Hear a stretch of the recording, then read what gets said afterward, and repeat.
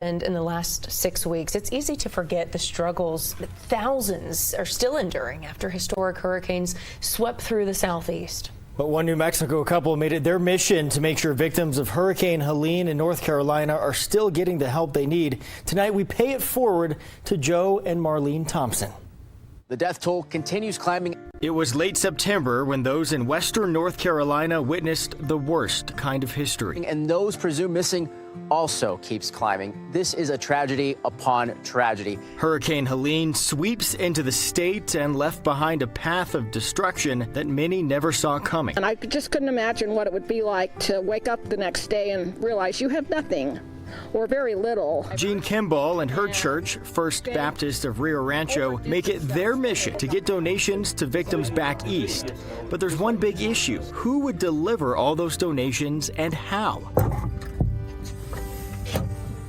The answer? A couple from Los Lunas, Joe and Marlene Thompson.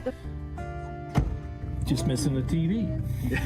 Their RV was just what the job called for. Loaded up their RV and their Jeep that they towed behind and went out to North Carolina. Not only making sure that donations got to the right places, they also got a first-hand look at all that devastation. So this is Lake Florida.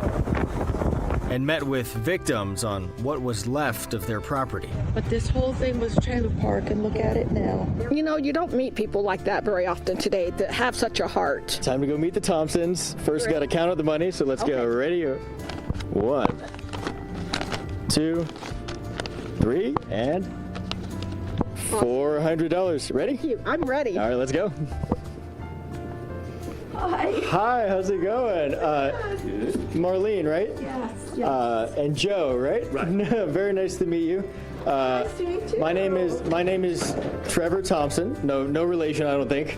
But I'm with KOB4, and we do a Pay It Forward segment every Monday night where we just honor some of the great people across New Mexico who really, have a generous heart and want to give back to our community and all across the country in this case.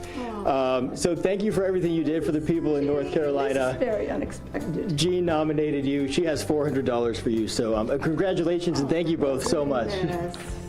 And I just think it's so marvelous that you have such hearts to do something to help those less fortunate and in such a terrible tragedy. The devastation in North Carolina hit them extra hard. We were actually up in Asheville in July, so we were right in the area. That's when we fell in love with the area. I mean, we were just there in July, and we saw how beautiful it is, and to see it now, it's not the same at all. So it's very sad. Images and videos like these certainly spoke to them. You still see stuff 30 feet in the trees, 20, 30 feet in the trees, all kinds of stuff. So it's just devastating. And they were inspired to put almost 4,000 miles on their RV and spend almost $2,000 in gas visiting different towns across North Carolina, passing out those donations.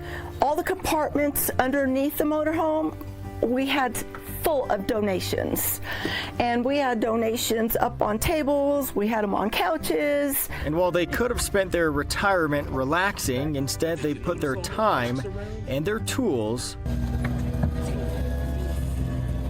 to good use. I know I have been watching video after video on YouTube, and our hearts just broke. And they are true servants.